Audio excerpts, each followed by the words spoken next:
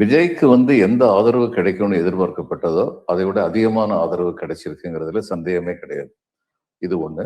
ஏன் அந்த ஆதரவு கிடைச்சது? உதாரணமா இளைஞர்கள் மத்தியில 99% அவருக்கு தான். 99% அவருக்குன்னா இளைஞர்கள் திமுகவில் இருந்தாங்க, அதிமுகவில் இருந்தாங்க. அவங்களும் சேர்ந்து தான் போயிருக்காங்க அப்படின்னு சொல்லி இருந்ததுன்னா, ஒரு 50 வருஷம் இந்த திராவிட ஆட்சியில நீங்க ஒரு ஒரு ஏதாவது ஒரு கொள்கை பிடிப்பு இருக்கணும். அல்லது ஏதாவது ஒரு பிடிப்பு இருக்கணும்.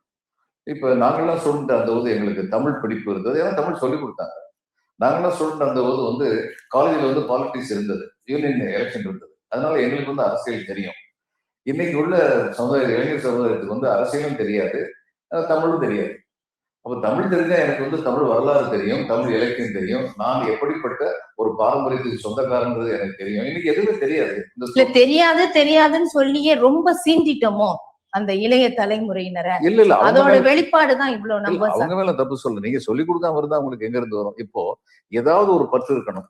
தமிழ் பற்று, அரசியல் பற்று, அரசியலை பற்றிய புரிதல், இது எதுவுமே இல்லைன்னா எல்லாம் அங்கிங்கனாதபடி எங்கும் நீக்கமர நிறைந்திருக்கிறது சினிமா தான். சினிமா பற்று இருக்கு, அதனால அவங்க அங்க போயிருக்காங்க. சினிமா பற்றுல மட்டுமா சார்? முதல் முறை வாக்காளர்கள்னா 14,60,000 பேர் தான். அதற்கு பிறகு அந்த 30-40 வயசு உள்ளவங்க இங்கெல்லாம் போட்டிருந்தாதான் இந்த நம்பர்ஸ் வந்திருக்கும்.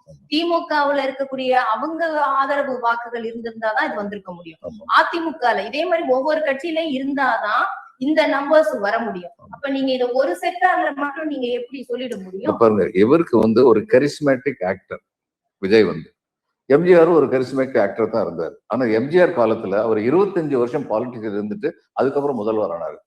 அவர் காலத்துல நான் இப்ப சொன்ன அந்த காரணங்கள்லாம் இருந்தது. எம்ஜிஆர் துளசி மாலை கட்டிக்கிட்டு கதிர்வேஷ்டி கட்டின ஒரு காங்கிரஸ்கார். அவர் திமுகவுக்கு வந்தது காரணம் தன் காரியத்துக்காக வந்தார். திராவிட கட்சிகள் தான் இங்கு சினிமாவை ஆழ்கின்றன. அதனால தன்னுடைய இதுக்காக கேரியர் ஃபியூச்சருக்காக அவர் டிஎம்கேக்கு வந்தார். ஆனா வந்ததுக்கு அப்புறம் நேர்மையான திமுக காரனா இருந்தார். 25 வருஷமா அவங்களுக்கு இடையில பிரிவு வர்ற வரைக்கும் அவர் திமுக இருந்தார். இப்ப அவருக்கு காலத்துல தமிழை பத்தி பேசாம நீங்க தமிழ்நாட்டுல ஆட்சி புரிய முடியாது.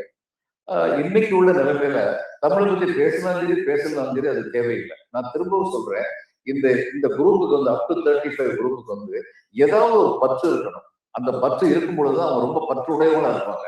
இவங்களுக்கு தமிழ் பற்று கிடையாது, தேவையில்லை. தமிழ் பற்று இல்லாத காரணம் அந்த குரூப் கிடையாது.